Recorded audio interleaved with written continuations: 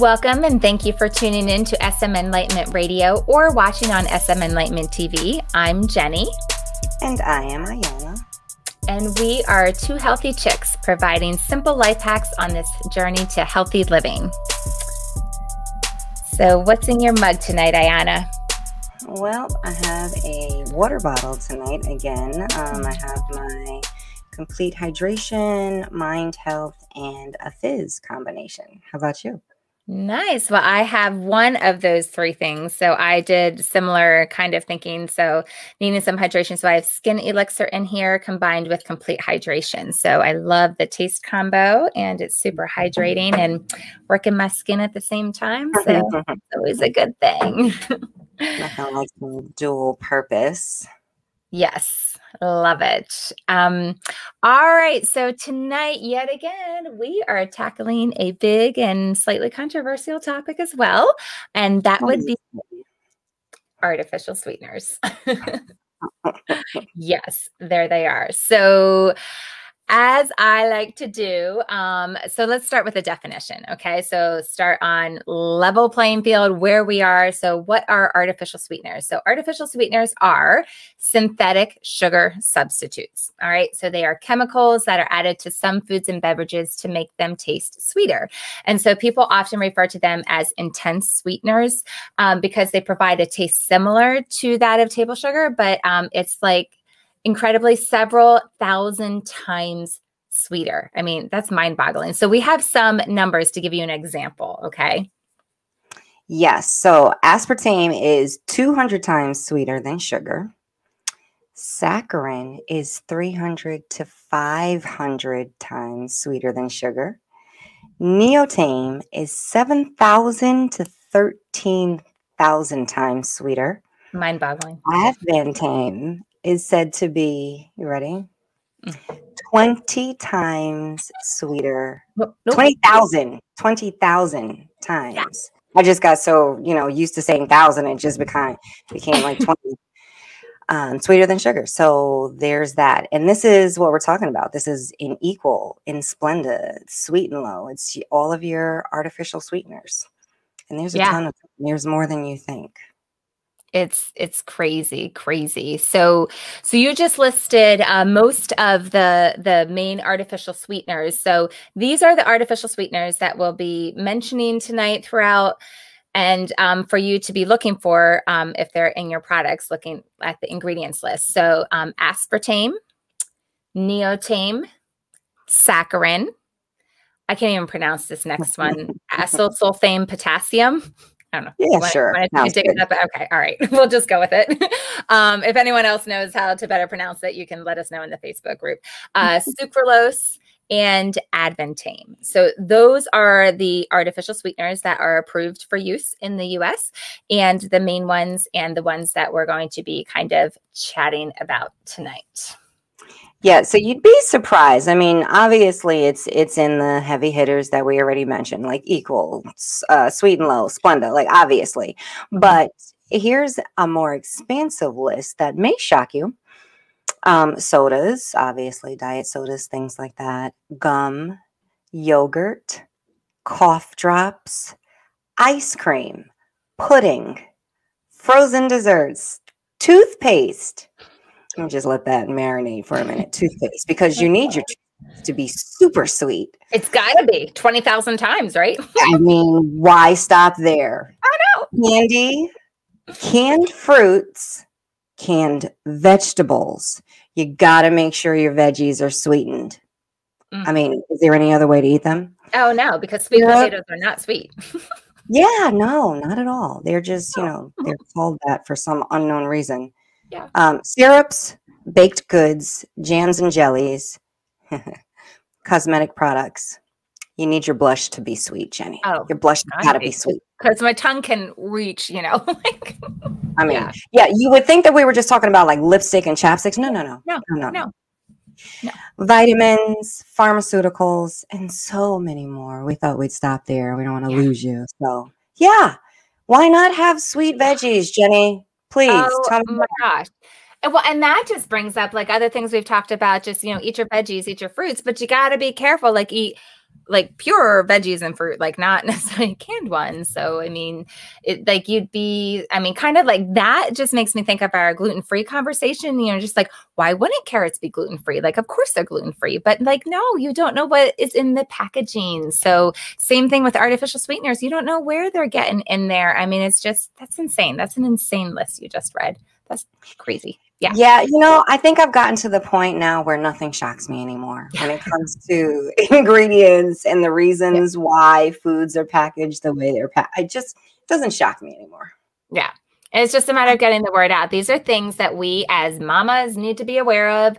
We as people that are buying the food for our family, we as people who are consuming food, you need to know these things. So, okay. So it's interesting that there is some debate out there about what artificial sweeteners do and whether they are good or bad for you. There are camps on both sides of this that say, either one. So, so we definitely recognize that. And so what we're going to do tonight is just share some interesting information about them, some safety facts about them, about artificial sweeteners, and just let you decide. So these might be things that you might not be aware of. They were things that I personally was not aware of.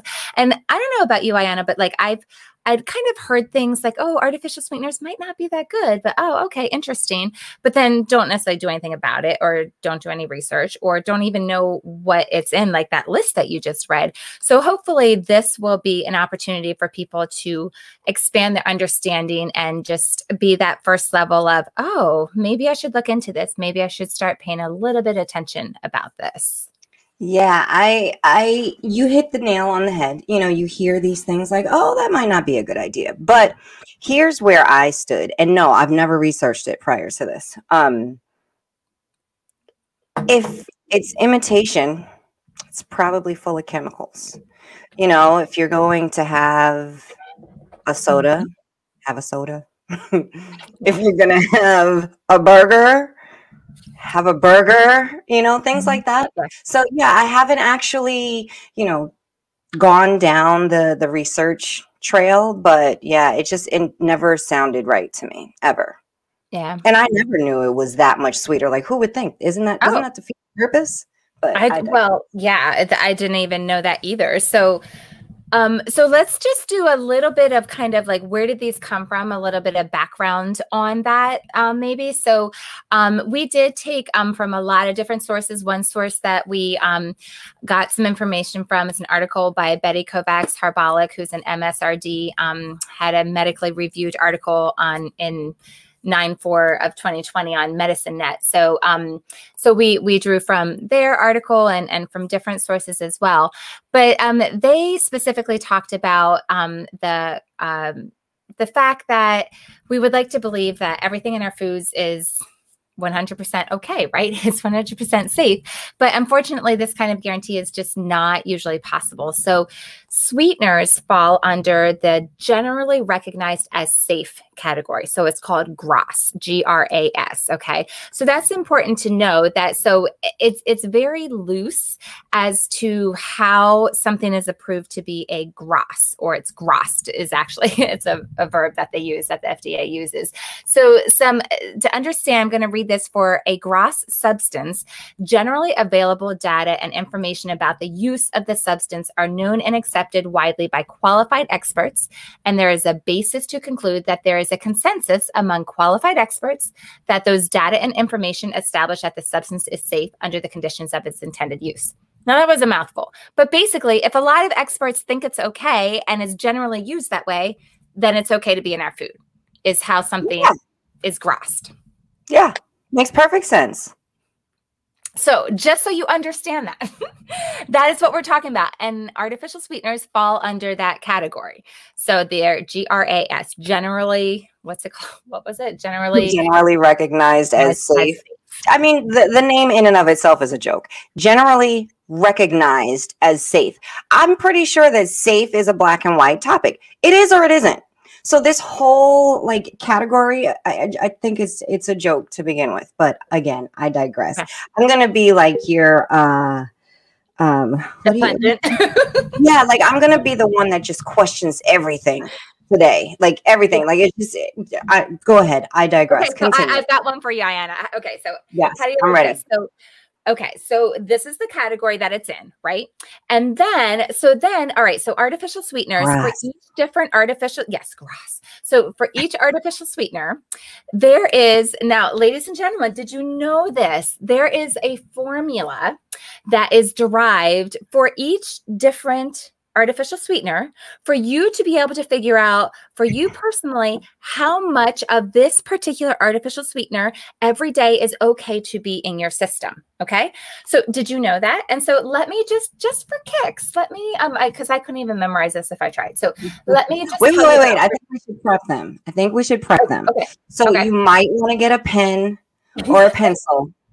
Oh, don't do that. Don't putting it out there. I know, but it's so good. It's so entertaining. Okay, you ready? Go for it. Okay, so here's the formula. So it's called estimated dietary intake. All right, is what we're talking about. So the acceptable daily intake, the ADI is what it is. Okay, so for saccharin, the acceptable daily intake is 5 milligrams/kilograms of body weight. To determine your ADI, divide your weight in pounds by 2.2 and then multiply it by 5. So I have an example for you because, like, let me give you an example, taking it back to my teaching days. So for example, if you weighed 180 pounds, your weight in kilograms, oh yes, because you do have to convert to kilograms, would be 82. So it's 180 divided by 2.2. And your ADI for saccharin would be 410 milligrams. And I don't even know why they have 5 times 82. I don't even understand that. I don't know. Do you understand that, Ayanna? Can you translate? Yeah. So in other words, if you had a problem with reading labels, just stop eating or using artificial sweeteners because I'm looking. Don't give away. Come on. Don't go to the conclusion already. I know. But I think just from the very beginning, our listeners are wise enough to know where we're going with this. But hear me out. I am looking at this equation and it still doesn't make sense. It's like, just like you said, 5 milligrams per kilogram of body weight. Who is doing that? We can't even figure out how much water we're supposed to drink a day. So, but wait, that's just for one type of artificial sweeteners, not all of them. So you're supposed to figure out these types of equations for any type. If you use equal today, or usually people who are equal don't go to sweet and low and vice versa, but maybe you use stevia at one point, or who knows? Like, who knows? Go ahead. Yeah. So to answer your question, no, I can't make sense of it. And well, okay. So just to be fair, like I want to point out, there are different places everyone falls in this. So, the Mayo Clinic did not regard artificial sweeteners as problematic. So as they pointed to 1970s studies that linked saccharin to bladder cancer in lab rats, but they said, quote, but according to the National Cancer Institute, there's no sound scientific evidence that artificial sweeteners can cause cancer or other serious health problems, end quote. So I do just want to throw that disclaimer in that, there are all different viewpoints, but obviously our viewpoint we are going to share from our research and our personal experience. Again, these are just bare facts that are out there for you to understand and let you make your own decision. Let you have the power as a consumer. You need to be educated and you make your own decision. So let's go down this list of our 5 or 6, whatever artificial sweeteners that we have. And let's just talk about where it came from. Let's just give you the bare facts of where the heck did these things come from. Okay. Sound good? Sounds great. I just want to point out that whole little does not regard as problematic. Yeah, that's clear as mud, but go ahead. Yeah. Well, yeah. We could spend a whole time on that quote right there, but I just had to let you know that this is, we are sharing our personal opinions based on the research that we have done and the experiences that we have with said things and offering it to our audience to be able to make your own personal decisions about these things. So let's start with saccharin. We were just talking about saccharin. We just figured out for a 180-pound person how much saccharin you should be allowing into your body that is generally recognized as safe, correct? Which we still don't have the answer, but yes. Yeah, okay, no, I don't either, but come on, work with me here. All right, stop it. Okay, so saccharin. Are you ready, ladies and gentlemen? Okay, Saccharin was discovered when a researcher was working on coal tar derivatives. Yeah. That's what I want in my coffee, in my Let that tea, sink in. in my anything. Some coal tar. It's great. I have no more to say about saccharin. No more. I'm not sure that there needs to be anything more. Aspartame. How about you share aspartame? So aspartame was discovered in 1965 by a scientist trying to make new ulcer drugs and approved by the FDA, my best friend, in 1981 for dry uses in tabletop sweeteners, chewing gum, cold breakfast cereals, gelatins, and puddings. So again, just to bring it back, the scientist was trying to make a new ulcer drug, but the FDA decided, oh no, let's make it a sweetener. Go ahead, sucralose.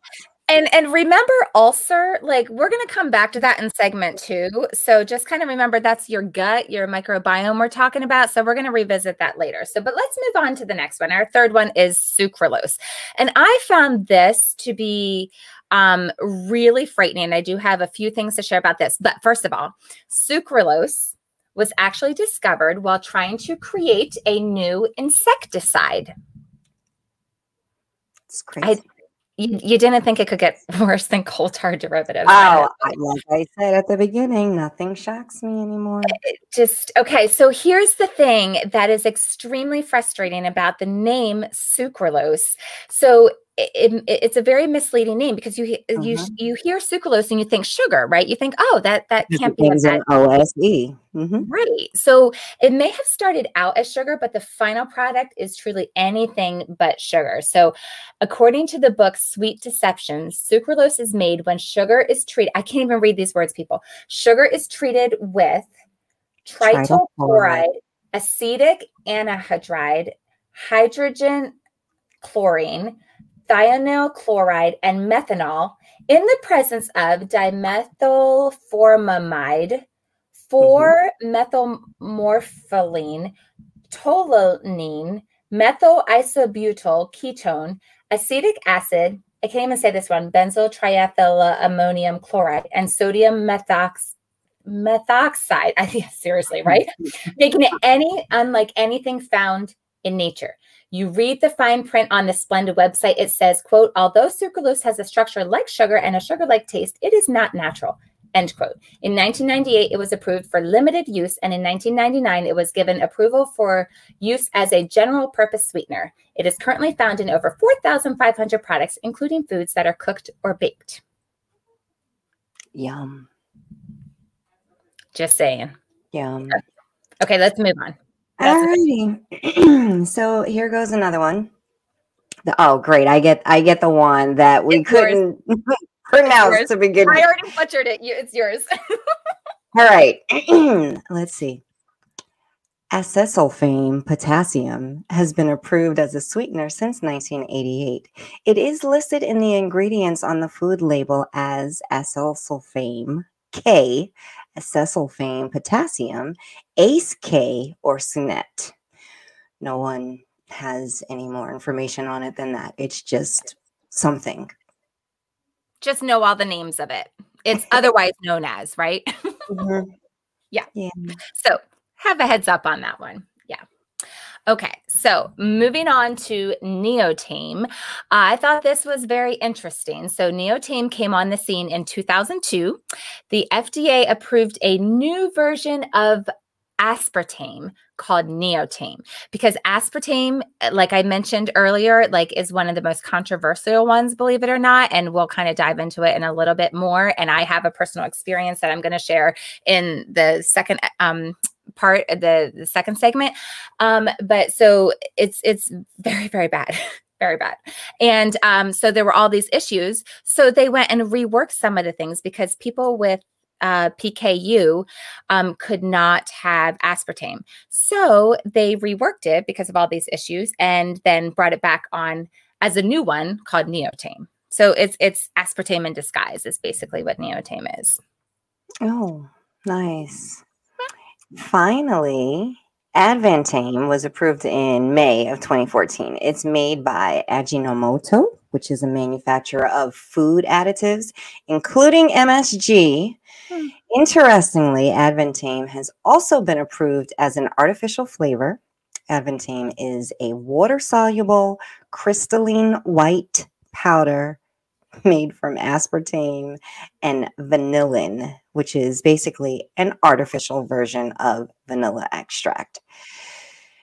Did you hear anything natural in that description? Anything at all? Bueller, anyone? just wonder. So that's our lovely list of artificial sweeteners. I'm sorry. Like I fully recognize my 100% sarcastic tone. And I understand, as you stated in the beginning of this episode, people are on two sides of this. And you actually, you may love your artificial sweeteners. You may be against them. We're not here as people who judge at all. This is a judge-free zone. We're just giving our opinions, and clearly mine is against the powdery substances. And it's crazy. And it's crazy that again, you gotta watch it because the overlays are just giving it life.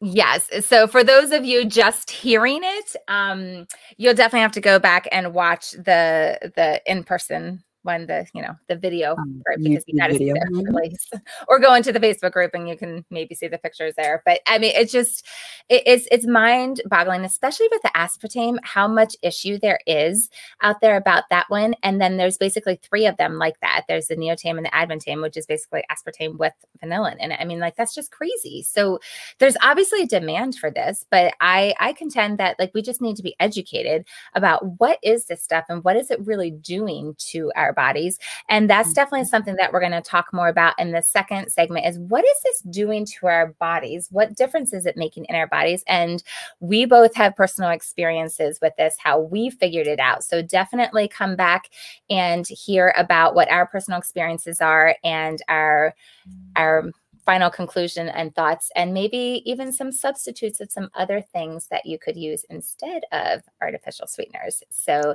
you are listening to Two Healthy Chicks on SM Enlightenment Radio and SM Enlightenment TV, and we will be right back.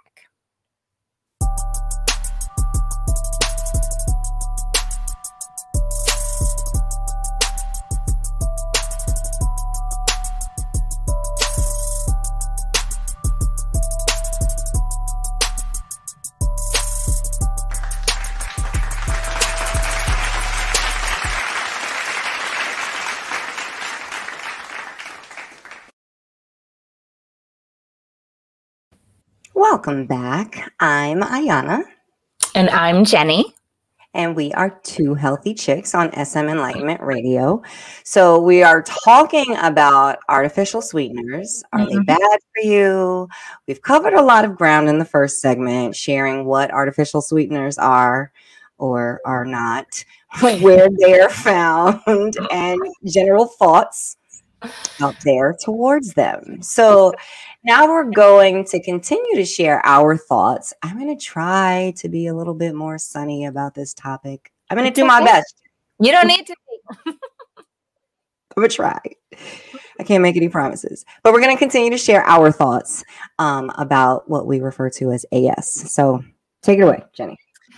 All right. So personal experiences. All right. So I'll start it off. So I just find this really interesting because this was not on my radar ever in my life. I didn't grow up thinking about this. I went to college, became an adult, went and got a job. And, so I moved to Arizona, and I started having these things called migraines. Didn't even know what a migraine was. Never had it before. I just and so, okay. So I'll give you the full story on this one. I was teaching, right? I was teaching third grade, and I'm sitting there. My students are sitting on the floor, and I was explaining this activity we were about to do. And we were going to go outside and I don't remember exactly why, but we were going to walk outside and gather information and whatever, and then come in and do this writing project. So, so I'm sitting there and I thought I was going blind. I mean, like I just started seeing all these specks, and then I couldn't see out of half. Like I couldn't see half of the things in front of me.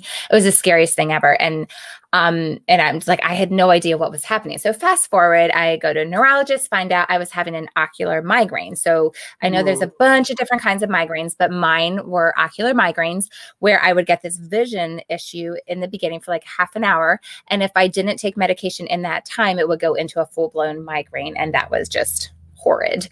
So I knew well enough that when that started, take medication, I'm good. So I went to a neurologist and started diving into this. I'm like, what are they? Why did these happen? Like, I know there's a lot of reasons that happen, but they were talked about, well, you need to find your triggers. And I'm like, okay, so what are my triggers? And so I found out that one of them is aspartame. And at the time I had been eating a lot of yogurt that had aspartame in it. And so I won't name brands, but read your yogurt labels. And so that was my first introduction to aspartame, what the heck it is. And it's a trigger for migraines. That's all I knew, was it was a trigger for migraines. I didn't know it was an artificial sweetener. I had no idea what it was or what it's not. I never did any research on it. I just knew it caused migraines for me. I need to avoid that. So but how did you come to that conclusion? Like, how did you figure out it was the aspartame as opposed to, I don't know, anything else in the yogurt? I mean, I think that's so intriguing. So I honestly don't remember a lot of that, but I do remember I was doing this particular diet at the time. Like I have done, we will talk about this in another episode, our dieting episodes. Like I've done almost every diet that you can think of out there. Let me tell you. So this, it was I don't know if I should name the name of the diet, but the whole theme of it was to get rid of the sugar in your diet. So what are you going to do when you get rid of the sugar? You are naturally going to have things that they have no sugar in them. What do they have in them? They have artificial sweeteners in them, right? So I was eating a lot of this particular yogurt and not eating a healthy diet. I was not eating lots of fruits and vegetables and a variety of things. I was eating lots of yogurt. I was eating lots of nuts. I was eating lots of like a couple random things and a lot of it. So I knew the main things I was eating. And so I think there might have been a list. Very limited diet. I feel like, yes. And I feel like there was a list of things that they had that these are high triggers for migraines, and aspartame was on the list. And so I found out that, oh, it's in this yogurt I'm having a lot of. So that's, yeah, how I figured it out. And so since then I have avoided it. So I pay attention to what it's in. It's in a lot of things, a lot of things.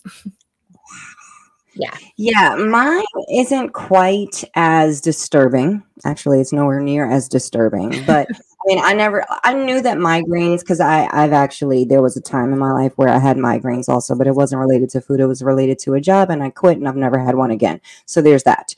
There you go. That's another way to get rid of them too. There's lots of ways. I knew that migraines could affect your vision and like could become blurry, but I've never actually heard the term ocular migraine. Makes perfect sense. Like, but to lose half of your visual range is so scary. Awful. And like as a result of a product, an artificial product. So there's that. But anyway, moving on. My experience was simply that I grabbed the wrong product off the shelf. I thought that I was getting a flavored seltzer, not a sweetened or artificially sweetened seltzer, because I love seltzer. I thought I was grabbing a new type of seltzer, like, oh, that's a fun flavor. And I remember, like, as soon as I got in the car, I wanted to try it. And you want it, like, it was one of those ridiculous scenes from a comedy or a cartoon where you like spit something out and it just goes all over. Yeah, all over the windshield. And I'm like, what is this? And I turn the bottle around and I'm reading the ingredients and I'm like, I can't even pronounce half of this stuff. I thought it was seltzer. What's in seltzer? Water and carbonation. There should be like a fruit, and that's about it. Yeah, it was loaded. So, of course, I did find the artificial sweeteners listed in there, and I was like, oh, man. And I think I bought like 3 of them because it was like a sale, get a bunch of them. Yeah, needless to say, never had that brand again. And ironically enough, it kept me from LaCroix seltzers for a very long time because they look similar. And I just assumed, I was like traumatized. I just assumed, nope, that's got to be something sweetened. It's just like this pretty can. And nope, I don't want parts of it. And then I kept seeing people on, you know, social media. And now, of course, that's what I love to mix my fizz with. So yes, I love LaCroix. We're not bashing LaCroix. Relax. Just saying. I stayed away from it for a long time because I really did think that it had like a ton of artificial sweeteners, and they do not. So that was my experience. Again, not half as traumatic. But it's fascinating though, like you could taste the difference. You knew that something was different. So like you can taste it. Like and I think that's just like an aside thing too. Like I feel like once you start making these changes in your life, little by little, cutting certain things out, replacing with better options, and your palate changes and you can taste that. Like when you start going more organic, when you start going more natural, when you start taking these artificial things out, when you have them, you notice it, right? You can taste it. It stands out. You can even taste it, honestly, because this was when I was much younger. I not even sure I had children at this point, but you like the difference between sugar or any kind of natural sweetener, you know, from like the stevia plant, not necessarily processed, but like truly extracted from nature, and then the chemical stuff, you can taste that. Like I was in no way, shape, or form on a healthy living plan at any point during that time where I experienced that. And it just immediately, it tastes artificial. But, you know, and here, this goes to something that we mentioned way back, I want to say in like episode 3, it was part of that Mind, Body, Skin series where we were talking about how healthy options are marketed. And they're not necessarily healthy options. So, you know, in the 80s, this was a big thing. Don't have a soda, have a diet soda. This is so much better for you because it doesn't have this amount of sugar. Yeah, it doesn't have this amount of sugar, but what does it have instead? And what is that doing to your body now and in the long term? So now here we are 3 decades later, 4 decades later, and people who started on those sweeteners, this may very well now be an addiction, you know? So this is why we're saying we are not bashing one way or the other. We're just hoping that you will recognize what is in these products. And and what they do. And that's a great lead into like, let's go through these artificial sweeteners and talk about what are some of the things that they're doing to our bodies and what are some of the side effects of them that you might be experiencing and have no idea that it could possibly be related to the artificial sweeteners that are in the diet sodas you're having or the products you're eating or whatever it might be. And I think to start with what you just said is a really interesting thing that you're right. A lot of these things, especially are in diet sodas, which are marketed to be 0 sugar. So people who are trying to lose weight and having this, and in fact, it might be having the opposite effect. There's studies out there that have talked about this, of the possibility of, because it's changing your taste buds and then and giving you a desire for sweeter things because it never truly satisfies, that you end up overindulging and consuming more calories than you would if you just had the real thing and had that, you know, satisfaction of like, oh, that was sweet, that was good, I'm satisfied with that, as opposed to always wanting more and increasing that palate, going back to that 20,000 times sweeter thing, you know, that these are. So it's not natural and it's making our body do unnatural things. It is. And, you know, I think that there are many times that people just don't realize that, you know, you don't realize why you're constantly having these cravings. You know, you're drinking something that is creating this desire in your body to want more food, more sugar, more sweet, more whatever it is that you would not possibly want if you didn't have it. And my dad is a great example. Like, again, just to the marketing, there's a soda out there that's blank 0. We'll leave it at that. And it's, you know, it's marketed as 0 sugar. Like, essentially the way it's marketed is 0 problem, 0 concern, 0, you know, anything bad. And my dad, thankfully, he has cut back on them. I love you, Dad. I'm not bashing you, I promise. And I'm going to make sure he listens to this so he doesn't think I'm talking about him behind his back. Anyway, he has definitely like reduced his intake, but I'm talking like multiple a day because it's marketed as there's nothing to worry about here. Yeah. And that's just not the case. Yeah. So what is there to worry about? So in saccharin, that one that we were talking about all of them earlier. So saccharin you can have allergic reactions to it, such as headaches, difficulty breathing, skin issues, diarrhea. Just as a side note, it is also found in infant formula, and it's thought to cause irritability and muscle dysfunction in babies. So that's another random place that artificial sweeteners are found. So those are some things associated with saccharin that have been found. That is just so scary. That, like, I mean, especially like in your formula as a mom, like if whatever your reason is for having formula, because I know I had my reasons. I definitely breastfed, but at one point, like there had to be formula. So whatever your reasons, you would love to think that the products on the shelf for your infant are safe. You would But think they are recognized they're as generally reasonably safe. Let's not forget. Yes, aspartame. Can't wait to hear about this one. Yeah. Okay. So I mentioned before, aspartame is the most controversial one, right? So a study confirmed that individuals self-reported headaches after the ingestion of aspartame.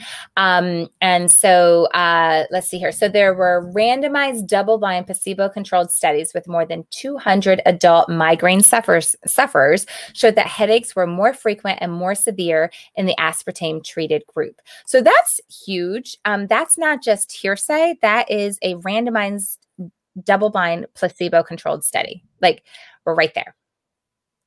It's crazy. Again, we're just picking one that we don't have time to go into all this stuff. We're just picking one or two things from each of these issues. So take it away with sucralose. So the presence of chlorine in sucralose is thought to be the absolute most dangerous component of sucralose. Chlorine is considered a carcinogen and has been used in poisonous gas, disinfectants, pesticides, and plastics. The digestion and absorption of sucralose is not clear due to a lack of long-term studies on humans. I wonder why. The majority of studies were done on animals for short lengths of time. Yes, let's punish the animals. The alleged symptoms associated with sucralose are gastrointestinal problems such as bloating, gas, diarrhea, nausea, skin irritations such as rashes, hives, redness, itching, swelling, wheezing, cough, runny nose. I'm going to keep going because this is fun. Chest pain. This is crazy.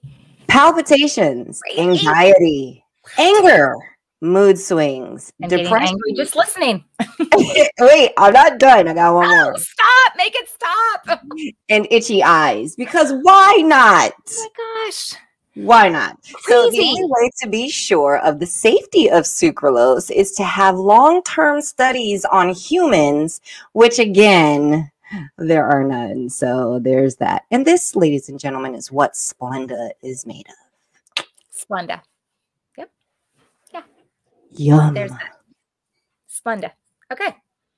Yeah. Crazy. Okay. So going on to acesulfame potassium, or the ACE-K, is a lot easier way to say it. So the problems associated with this one are based on let's see here. So the ACE-K contains the carcinogen methylene chloride, and long-term exposure to methylene chloride can cause headaches, depression, nausea, mental confusion, liver effects, kidney effects, visual disturbances, and cancer in humans. There has been a great deal of opposition to the use of ACE-K without further testing, but at this time, the FDA has not required that those tests be done. So. Why should it be required? That's not a necessity. Not required. At all. Neotame. No long-term studies exist to know its effects. It's got to be better than aspartame, though, right? Oh, for sure. Because it's neo. It's new. Yeah. Yeah. Let's make it sound cool. Yeah. Exactly. All right. And then the newest one is Aspartame. So I don't just it's just awful is what it is. The thing is, it's so the important thing to point out is that Aspartame is made with aspartame. So it's a sweetener that must be avoided by those who have PKU, which is a rare genetic disorder. However, because aspartame is so sweet and therefore only small amounts are needed to provide the sweetness, the FDA claims that no warning label for people with PKU is necessary on this product. So there's that. So you just have to really be aware of what's in these things, what these things are made of, and do your own research, especially if you have any certain issues or any of the things that we were talking about. So let's just lay it out. So we're just going to do a rapid fire list of the concerns and issues that there are with artificial sweeteners. So we're just going to lay it out. We've talked a lot about them, but we're just going to give you kind of a quick list of here's the bottom line basic issues that we have. Weight gain. Exposure to carcinogenic components to babies in the womb via the mom drinking or eating food that is sweetened with artificial sweeteners. Again, lack of long-term studies. So we are the long-term studies, but they don't go long-term. So we're not. So yeah, I could get lost in that loop, but go ahead. Yeah. Okay. So the next one is there are no studies done that are actually mixing any of these artificial sweeteners that we've talked about. The studies just do their own. So if you have something with aspartame and sucralose, they don't know what that effect is. So there's no studies on any mixing of these. Nope. And if you notice, when we gave the description of what these sweeteners were about, many of them were studies from 65, studies from the 80s. And since then, American consumption of sodas has greatly increased, but there haven't been any studies on the risk of cancer with an updated amount of soda that the average American now consumes. So there's that. That's an excellent point. There's also issues that artificial sweeteners cross the blood-brain barrier and disrupt the hippocampal function, which then impairs sensitivity to interoceptive signals, which they dysregulate the appetite behavior and thereby promote food intake. Therefore making us eat more and eventually gain weight. So kind of defeating the purpose. Yeah. All right. Yeah. And then go ahead. Oh, well, so I just wanted to end on our list on the gut microbiota. We talked about that in the beginning with this. So these studies are showing that it does affect the gut microbiome, which is what is the biggest controller of our health. So quoting from Fiber Fueled, Dr. B. So let me say, quote,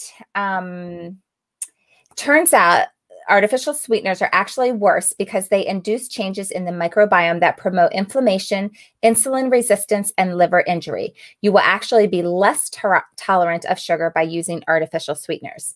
And then he goes on to talk about the GRAS. Turns out that a dietary additive that you've probably never heard of called Trehalose was GRASed into the American, European, and Canadian food supply. And this Trehalose is a sweetener that the food industry loves because it improves the stability of texture of foods. But a 2018 publication showed that this promotes the growth of nasty, virulent strains of C. diff infection. And there was more lists of that. So there are studies showing that not good for your gut microbiome. And I mean, you can just tell by doing your own personal study. Read the labels, take them out, and see how you feel, and then put them back in and see what it does to you. That's a simple way of doing it. Agreed. And I think by now our listeners know my stand on artificial sweeteners. So go for our conclusion. What are your thoughts here, Jenny? So basically, these are not natural. The body cannot break them down. So the only possibility is that they are going to bring your body harm. So why consume them, right? Look at the list. The sugar. Yes. I mean, go for the sugar. You'll use less. Yes. Yeah. I mean, look at that list of symptoms that is a result of ingesting these. And I mean, do you want that? Do you want that in your body? So we just recommend cutting out all artificial sweeteners. And just like I said, just see how you feel. Notice what is going on in your body. You be the judge. We are giving you this information for you to feel empowered and make your own decisions. And if you feel you want some, you don't, but at least you have the knowledge of what it could potentially be doing to your body. Yeah. And, you know, let me be clear. When I say go for the sugar, I mean as an alternative to these chemicals that are in these artificial, like they are exactly what they're labeled, artificial sweeteners. But of course, you know, if you have an illness that limits your sugar intake, don't then go to the sugar. Just eliminate these sweeteners altogether. Like just get rid of them, because whatever it is that you're battling that is preventing you from having sugar, trust me, you don't want to compound that with more problems from these products. So again, just our opinion. Yes. So, Facebook. Yes. So hop into our Facebook group. We have talked about it quite a bit. So you know that we have 2 healthy chicks with the number 2. So our VIP Facebook group. So go in there and let's continue the conversation over there about what you learned from artificial sweeteners, what your ahas are if you're cutting them out. So we'll continue the discussion in our Facebook group. Yes, you can take a poll, and then there are also 2 questions. I won't spoil the fun. I'm not going to list the 2 questions right now. They'll be on the Facebook group, so make sure you hop in there. And our APOD. We really have to find like some sort of musical intro for the APOD, because you know, me doing this is not really effective if you're not watching it. No, exactly. I digress. Our bond product of the day, aka our APOD. Ginseng Energy Fizz Sticks. I mean, it's all in the name. Like, you can't go wrong with that. So it's a healthy replacement drink for your coffee, your sodas, your energy drinks with artificial sweeteners. So it's full of antioxidants, B vitamins. It has 55 milligrams of caffeine per little stick pack you see there on the screen if you're watching. And that caffeine is derived from guarana and green tea, and that is to naturally boost your energy without any crash or jitters. The other health benefits of our Ginseng Energy Fizz Sticks is that it enhances cognitive performance. Who can use that? Helps promote endurance, balances blood sugars, enhances mood performance, helps fight fatigue, and improves happiness. So, you know, you wonder why we're always so upbeat. And they come in fabulous flavors. Just a couple of days ago, we got blackberry back. So that's what you're seeing on the screen popping up. So you have blackberry, you have lemon lime, you have strawberry, you have citrus, you have pomegranate. Like, there's no flavor that will not tickle your fancy. Like, and by all means, please mix them, because I regularly mix 2 at a time. It's just fun stuff. And then they do make great cocktails also. But I digress. Random fact, Jenny, what is it? All right. My random fact is that I have been overcoming my fear of heights through hiking through all kinds of crazy places, like in Yosemite, hiking the Grand Canyon multiple times, hiking in Costa Rica, hiking Mount Washington. So I'm doing my part to get over my fear of now the puzzle pieces fit. Now I see. Okay, got it. Yes, that's wonderful. All right, I'm very proud of you for that. I did not know that there was that layer there to your hiking. I thought you just loved hiking, you know. Like, well, I do now, because there we go. There's your 2. How fast I hike now. I love it. Good job, Doc. All right, so mine is that I am a mini thrill seeker. Mini.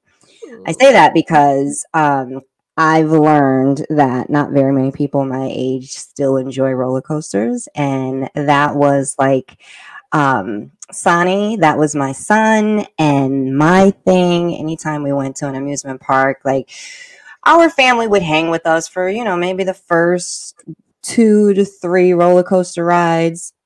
Sonny and I would go through the entire park. Obviously, we're not talking about Disney, because I don't think anybody can get through the entire Disney park, any of them, in a day. I digress. So getting through a normal park, we'll go on all of the roller coasters and hope to get on every single one of them at least twice. Wow. So there's that. I also would love to jump out of a plane, but I can't seem to find anyone to do it with me. Sykes is like, absolutely not jumping out of a perfectly good plane. No one wants to do it with me. I'm not sure that I am that much of a thrill seeker that I would want to do it by myself. So I don't know. My husband has done that, and I have not a high desire to join that club. If I were paid $1 million, I probably would, but I don't know. I feel like if I'm with a jumper, you know, maybe I won't go by myself, but if I'm with a jumper, why not? Like, well, right. Yeah. You know, I feel like they're skilled and trained enough to protect the two of us. Like, I'm sure the jumper doesn't want to go down just as much as I don't want to go down. So no, you're right. You would have to work on me for that one. Well, we can talk more, but I don't know. I'll work on you a little bit more. Oh, but see, you let the cat out the bag, so I can work on you, and then I'll have your husband work on you from the other side. Didn't you just hear about my fear of heights? Like that might have some. Yes, and this is how you're going to overcome it completely. Oh, yeah. Fantastic. Okay, we'll see about that. All right, ladies and gentlemen, I saw that, Jenny. Thank you again for hanging with us. We hope that you really got a lot of information. No matter what you choose to do with it, we hope that you now feel more informed. Hope you got some little nuggets here and there. And, you know, don't let my little cynicism and sarcasm towards it affect just take the information and run. So we look forward to seeing you on Facebook. Thank you so much for joining us. I am Ayana. And I'm Jenny. And we are two healthy chicks on this journey to healthy living and providing simple life hacks. Have a wonderful whatever you're having. Good night.